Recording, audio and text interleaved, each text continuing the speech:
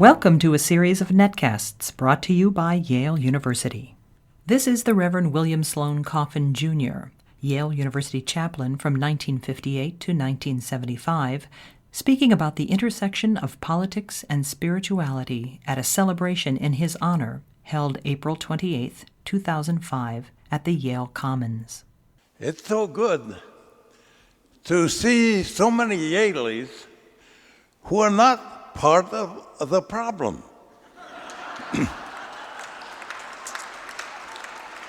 And to see all the rest of you as well.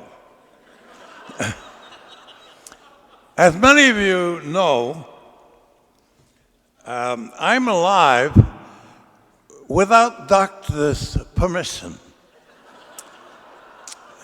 For over a year now, my bags have been packed, and I'm waiting for the ticket. Or, because God is sneaky, maybe surreptitiously, the ticket has come, and tonight I'm in heaven. It doesn't get much better.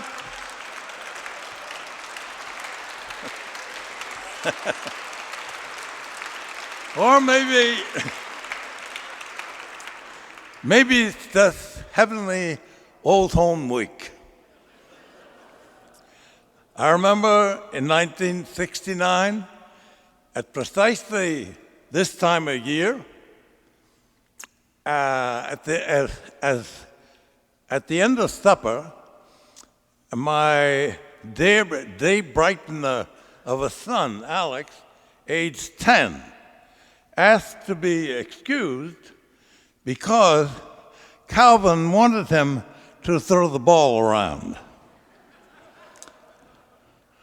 And only a few days later, with a not-to-be-believed expression on his face, here comes Calvin himself to the chaplain's office saying, "I've been drafted." And I said, oh no, not the Army, the Cowboys.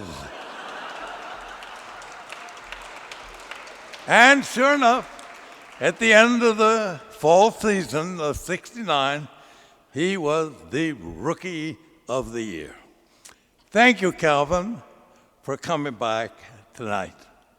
And thank you, dear David, my son David, and Yehudi, the violinist I call him, Nelson, and also David Warren, thank you so much for coming, and dear Janet, old friend, they don't come any better.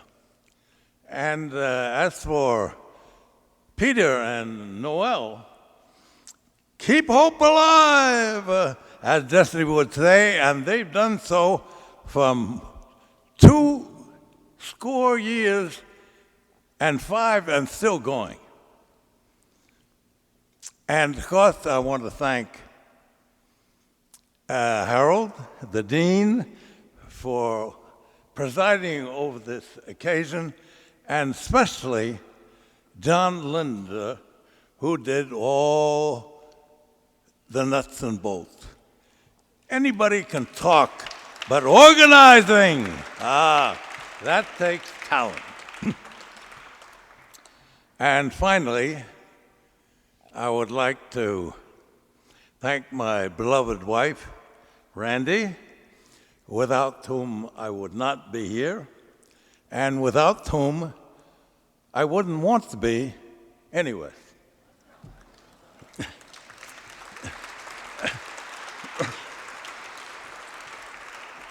Now, what I'd like to say could be said in a Jewish context, Islamic context, but I'm going to speak as a Christian because we're under the auspices of Yale Divinity School, and because I am very, very grateful for being a graduate of YDS.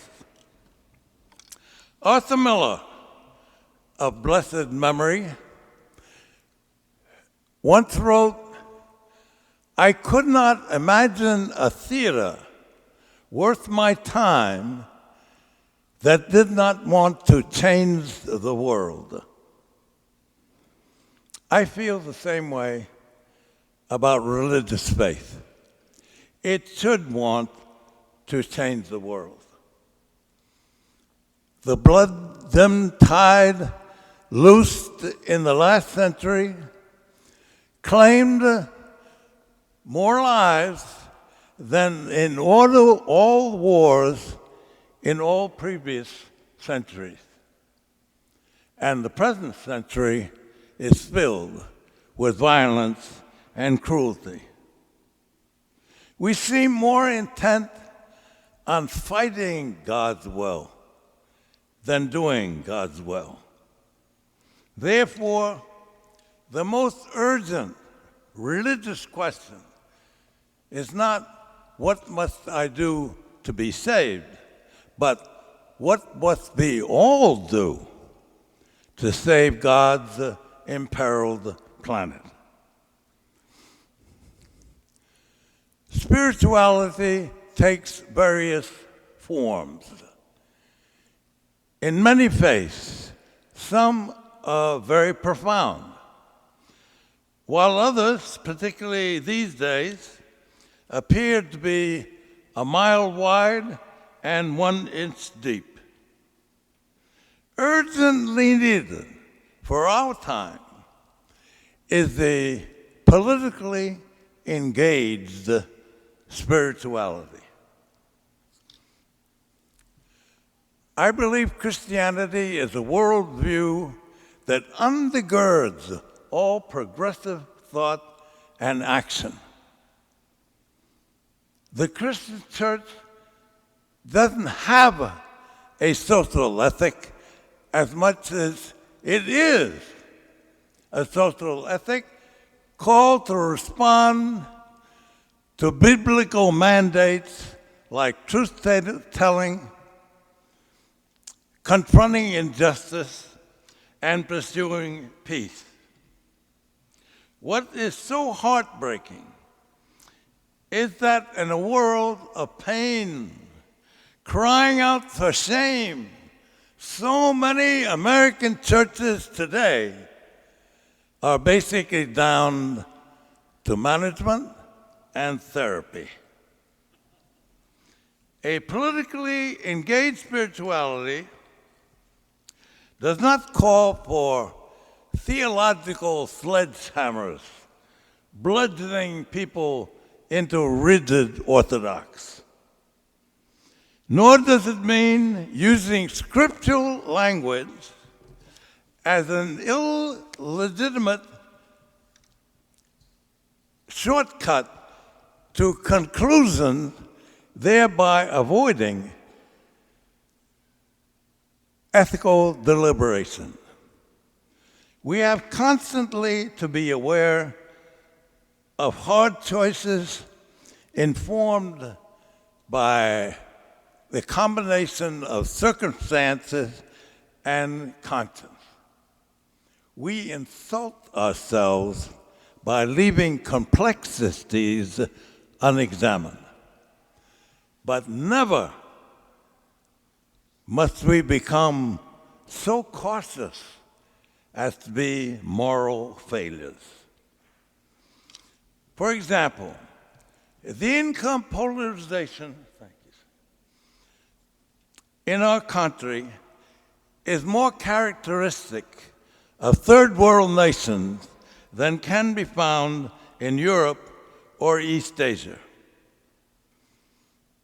Determined to funnel federal dollars to religious institutions, President Bush is not only fudging separation of church and state, he is reneging on his constitutional obligation to promote the general welfare.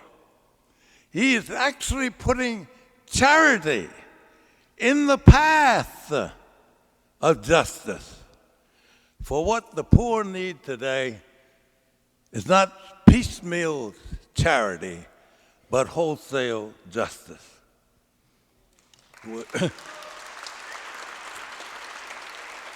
We are the only advanced democracy without a national health care system. American churches need to understand that while charity seeks to alleviate the ill effects of injustice, justice seeks to eliminate the causes. Charity preserves the status quo. Justice demands liberty and justice for all, a more democratic, egalitarian future for all citizens. In the book of Numbers, Moses says, "Would that all the Lord's people were prophets, that the Lord would put his spirit upon them." In his day, Martin Luther spoke eloquently about the priesthood of all believers. In our time, how about a prophethood of all believers? The seminaries could greatly help. If the poor are very much on God's mind, they should have a prominent place in the curriculum. How much attention is paid the poor in biblical studies? It's worth checking. In church history, in preaching, theology, and why in the academic world are theology and ethics so sharply distinguished? In prophetic theology, they don't even interface. They're one. And let's be clear, the goal of prophetic theology, like the goal of biblical prophets, is not to chastise, but rather to heal, to enhance, not diminish humanity, because, as the old church father said, the glory of God is a human being fully alive. Clearly, parish clergy could use a little more starch. They are gumption deficient, but they also need more instruction for their seminaries to face difficult situations that lie ahead. Same-sex couples are not about to go away. And civil union, praise be Connecticut, to join Vermont, civil unions don't provide benefits equal to those to married couples.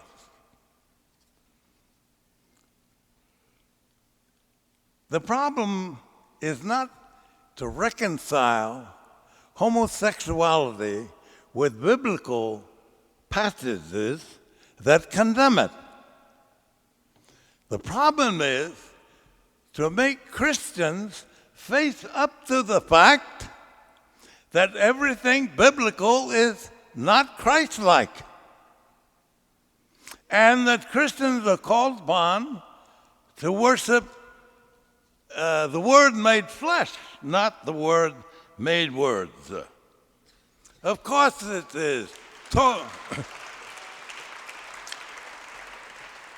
We all know it's to'avah, an abomination in the book of Leviticus, for a man to lie with another man as with a woman, but it's also in the same book, to'avah, to enjoy barbecued ribs, and Monday Night Football, because it is an abomination even to touch the skin of a dead pig.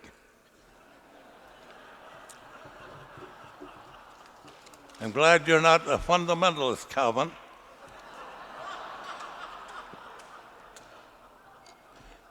The religious right is also not going away.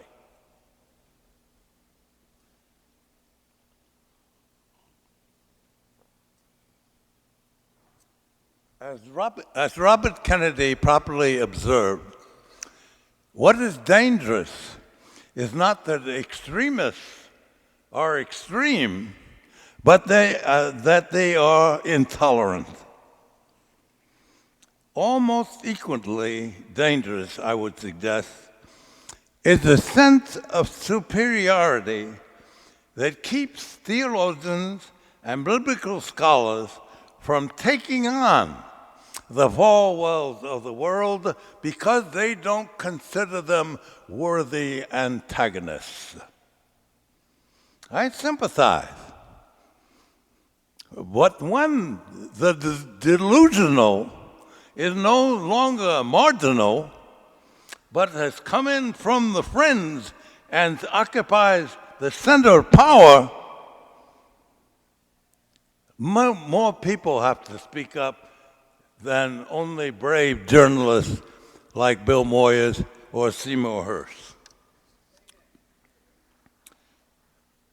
Pollution, too, is hanging around. Scientists the world over have collected mountains of evidence against global warming. But Bush declares the jury is still out. Wouldn't it be wonderful if the Yale Law School and its graduates, or the National Lawyers Guild, whose president, I think, is here tonight, a former deacon, Michael Avery, were to mount a suit against the administration for failing to provide for the common defense.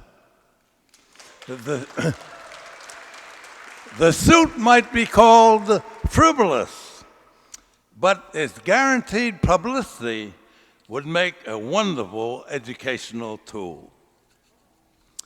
To religious believers, global warming is a reminder that nature has been divorced from nature's God.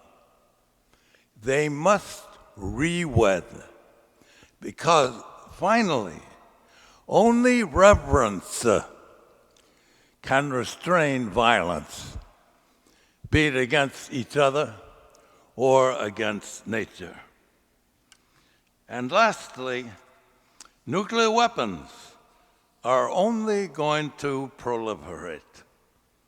Prophetic theology would declare that only God has the authority to end all life on the planet. All we have is the power. And a politically engaged spirituality would point out that what the nuclear nations are practicing is nuclear apartheid. A handful of nations have arrogated to themselves the right to produce, deploy, threaten to use nuclear weapons while policing the rest of the world against their production. Such an arrogant policy is not politically expedient, not in the long run.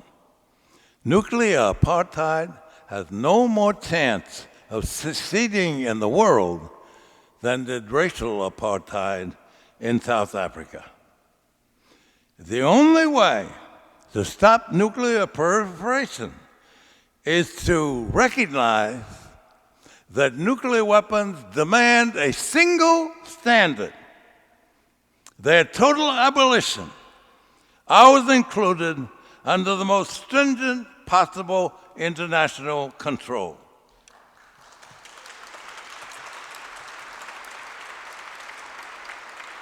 A policy that keeps the world only minutes away from annihilation is a fine example of fighting not doing God's will. Kofi Annan says the abolition of nuclear weapons is at the top of the UN agenda. Why isn't it heading the agenda of every church, temple, and mosque? Said the redoubtable Abigail Adams, great necessities call out great virtues. We have the former. Now is the time to demonstrate the latter. Despair is not an option, for if we give up on justice, if we give up on peace, we give up on God. Therefore, in Isaiah's words, let us mount up with wings like eagles. Let us run and not grow weary. Walk and not faint, not until that day when faith and hope are outdistanced by sight and possession. And in the prediction of the psalmist, the earth shall be filled with the knowledge of God as the waters cover the seas. Thank you for your attention, and thank you for this amazing evening. Reverend William Sloane Coffin, Jr. served as Yale University chaplain from 1958 to 1975. This was recorded on April 28, 2005. For more information, log on to www.yale.edu/divinity.